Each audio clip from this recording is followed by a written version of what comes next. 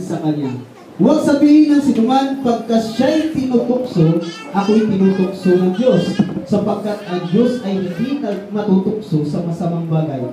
At hindi rin naman niya hindi rin naman siya nanunukso sa kaninuman, kundi ang bawat tao ay natutukso. Pagka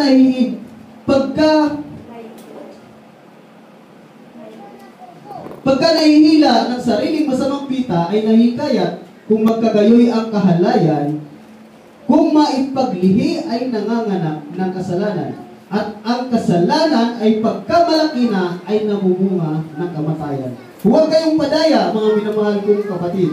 Ang bawat mabuting kaloob at ang bawat sagdal na kaloob ay pawang buhat sa taas, na bumababa mula sa ama ng mga ilaw na walang pagbabago ni kahit aninuman ng pag-iiba. Sa kanyang sarili kalooban ay kanya tayong ipinanganak sa pamamagitan ng salita ng katotohanan upang tayo'y maging isang uri ng mga pangunahing bunga ng kanyang mga bunga. Bumiti tayo mga kapatid, hallelujah. Amang banal na sa langit, O Diyos, hallelujah, purihin ka nakilain, Ama, sa mga oras na ito, God, hallelujah. Narito po ang iyong anak, Ama, hallelujah, patuloy na magbahagi na iyong salita, O God, anoint us, O God, hallelujah. Anoint niyo po yung lingkod, Ama, Lord God, hallelujah, na kayo lamang ang makikita at ang iyong kaluwalhatian lamang at ang iyong pag-ibig lamang nakikita, O God, hallelujah, kundi hindi ang iyong lingkod, O God, hallelujah. Kaya sa mga oras na ito, Ama, sa aming paghati-hatian na pagkain naman, Lord God, yung salita, O God, hallelujah, patuloy niyo po kami samahan at ipaunawa niyo po sa bawat isa, O God, hallelujah, ang kalagahan na yung salita. Kaya sa mga oras na ito, Ama, hallelujah, dalangin ko nga po, Ama, ang mga kapatiran, O God, hallelujah, na makikinig, O God, hallelujah, ano din, O God, hallelujah. Ipagkaloob niyo sa kanila, O God, hallelujah, pagpapala na yung mga salita, O God, hallelujah. Kaya sa mga oras na ito, Ama, samahan niyo po kami sa yung panambahang ito, O God, hallelujah, sa iyong tabernakulo, O God, hallelujah, nawa, O God, hallelujah, ay ang iyong salita, O God, ay patuloy, Ama, Lord God, magkapagbigay sa amin ng kasiyahan, O God, hallelujah. Purihin ka na kilain ka, Ama, hallelujah. Aming binabalik sa iyong kapurihan at pagpasalamat sa pangalan ni Jesus. Amen. Salamat ka natin yung Panginoon. Amen. Nasabi ka natin ang audio, mga kapatid. Hallelujah. Siguro nagtatanga kayo, mga kapatid, na bakit ako nauna. Ako rin, mga kapatid, nabigla na mga kapatid, ako daw mga ngaral. Hindi naman biglang-bigla, mga kapatid. Kasi akala ko, mga kapatid, si Pastor Bong talaga mga aral, mga kapatid. So, binulungan ako ni Pastor Bong kasi nga, nahirap sa bulong, mga kapatid, inatutuluyan talaga eh. Sabi nga ni Pastor Bong, mga kapatid, kundi patalastas lang, sabi niya, kapatid, ikaw muna mangaral kasi mahirap kasi yung mahuli ka.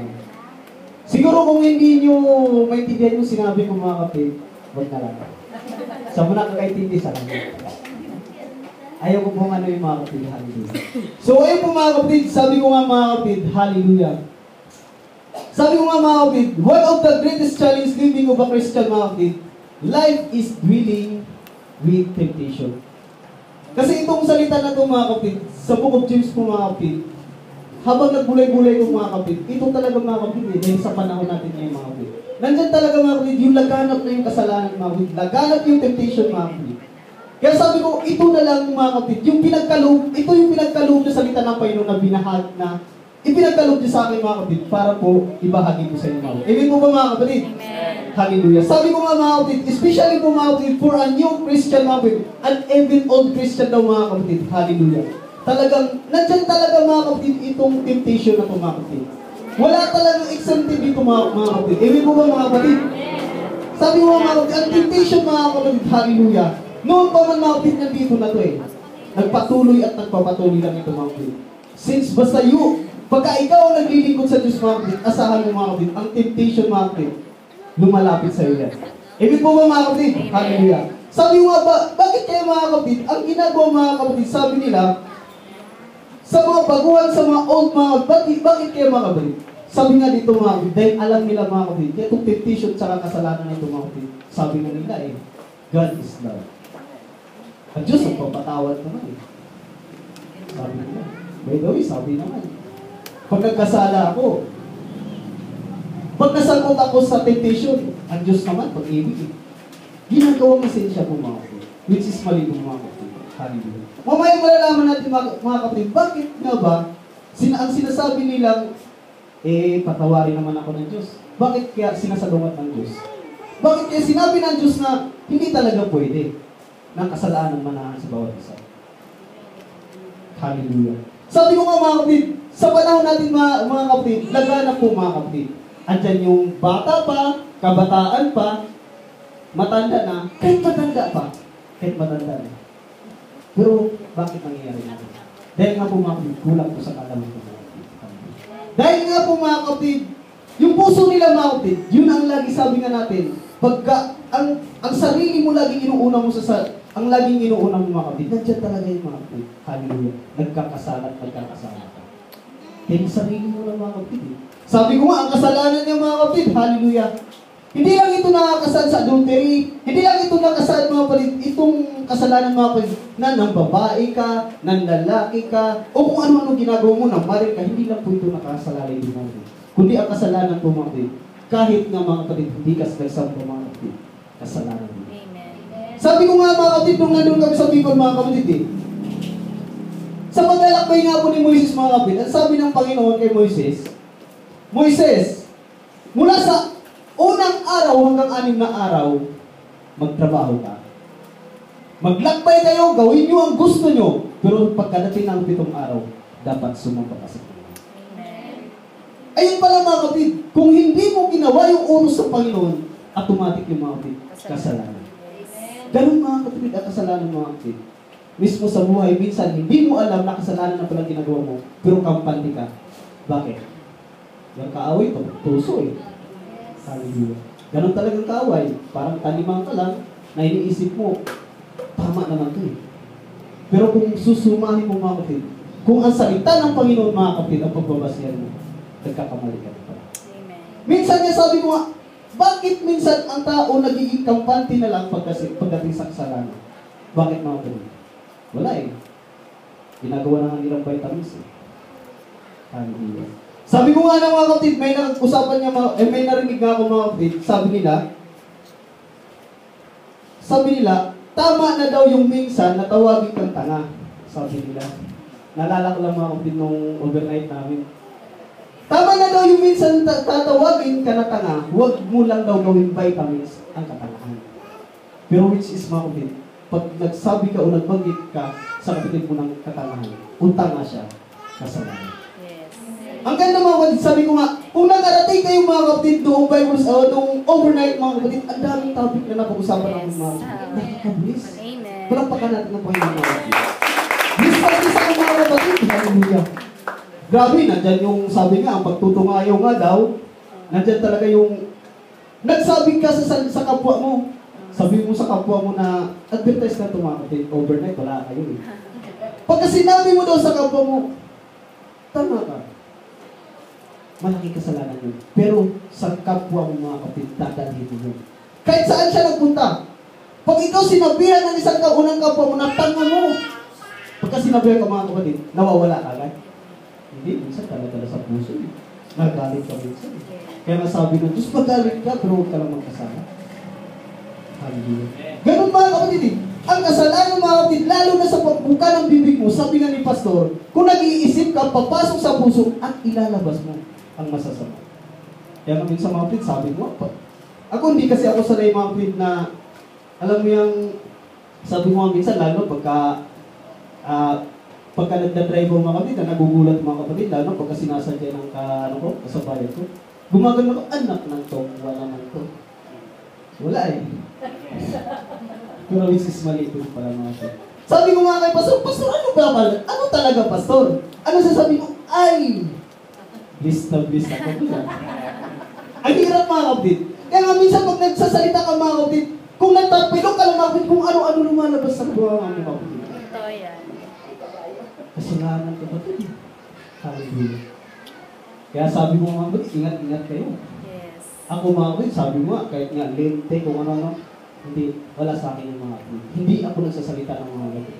Boy shit, wala. Kung nandito lang kayo ng Friday, ganda ng usapan namin. Walang antok-antok. Dami kang matutunan mga kapatid, sabi ko nga. Bakit mga kapatid? Gusto mo kasi mga kapatid, sa salita ng Panginoon, dapat magiging filled ka talaga mga kapatid. Yes. Ano ba yung dapat at ano ba yung hindi dapat? Yes. Hallelujah. Pagpapaan natin ang Panginoon mga kapatid. Hallelujah. Sabi ko mga kapatid, in the book of James mga kapatid, 1:18 mga kapatid, we find helpful words for the Christian in the form of, mga kapatid, hallelujah. Unang binanggit dito mga kapatid, sa talata na ito mga kapatid, a promise for those who endure temptation. Pangalawa mga kapatid, a caution not to wrongly. At pangatlo mga kapatid, an understanding of how sin develops.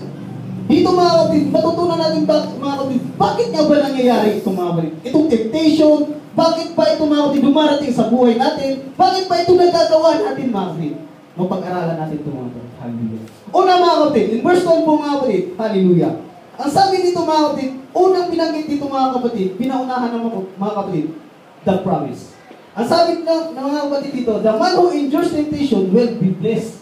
Hallelujah. Ang pinag-usapan dito mga kapatid, ang sabi ng una ng 12 ng James mga kapatid, sabi niya, kung napagtagumpayan mo ang mga pagsubok na dumadating sa iyo, kung napagtagumpayan mo yung temptation na dumating sa buhay natin, pagpalain. Yes, amen. Hallelujah. Sabi dito mga kapatid, the Greek word of blessed is makarios, which means happy or blessed. Naalala ko itong mga kapatid, hallelujah, sabi ko nga sa inyo mga kapatid, nung nagpunta kami last week sa patay mga kapatid, grabe, ingrande yung patay. Patay mo mga kapatid, ingrande. Kaganda-ganda ba naman dito sa may, Aranita banda? Nakalimutan ko yung niya, bandang Santa Mesa. Grabe, pagpasok lang namin mga kapatid, patay na yun catering agad. Sabi ko, ang catering na yun, nagkakalagatan ng 40 to 50,000, isang gabi lang. Ito pa malupit dyan mga kapatid. Ito din yung mga kapatid eh. Sabi ng pare mga kapatid. Ito din yung binasa niyo mga kapatid eh. Sa Matthew 5 pa din mga kapatid. Binasa niya, blessed, blessed yung mga nagpakumbuka, sabi niya. Pero habang tumatagal siya mga kapatid, lumalayo yung, yung pangaral niya. Sabi na nga niya, yun na nga, sabi niya, blessed it means, sa Greek word daw, makarios. Sabi niya, blessed is happy. Sabi niya, habang lumalayo. Aba, utak ko lumalayo din. Tingin ako sa tumis niya. Aba, may wish siya. Mayroon din holy water na tinatawag nila. Kinakabahan ako. Sabi ko, iba na to ah. Habang palapit siya ng preaching. Ako naman, sabi ko, labas muna ako. Kinakabahan ako mga kapatid kasi, minsan ang pare kasi, di ba minsan wiwisik lang. Basta-basta lang wiwisik. Sabi ko, paano naman ako? Isip-isip ko, paano naman ako? Tapos bibigyan pa ako. Sabi ko, hindi na, labas na ako. Hindi naman sa paninira ito mga kapatid. Sa madaling salita, lumabas ako. Si Kiyomagi nagpaliwan. Sa nakakilala, sa wala, sa hindi, makinig na lang. Sabi nga lang, nakinig yun si Kiyomagi. Lumabas ako, sabi nung kakilala ko sa labas, bakit lumabas ka? Natatakot ako sa loob. Bakit? Yung istiya nga, tsaka yung holy water, baka bibigyan ako. Sabi ko nga, lumabas ako. Saan si Maki? Nandun? Ang sabi niya, baka nag-convert na yun si Maki. Baliktad, From born again to Catholic. Parang sila, grabe ka naman. Sila, baka yung Catholic lang nun. Hindi kasi, tingnan mo, ako Katoliko, pero lumabas ako. Siya, born again, siya pa yung nanatili doon, baliktad yata. Sabi ko, minsan mga kapatid, mayroon talaga tayong sa buhay natin mga kapatid, hindi talaga natin minsan maintindihan, na alam natin na mali, o nararamdaman natin na hindi talaga pwede, kailangan na talaga umiwas. Yes, conviction yun. Palapakan natin mga Panginoon mga kapatid.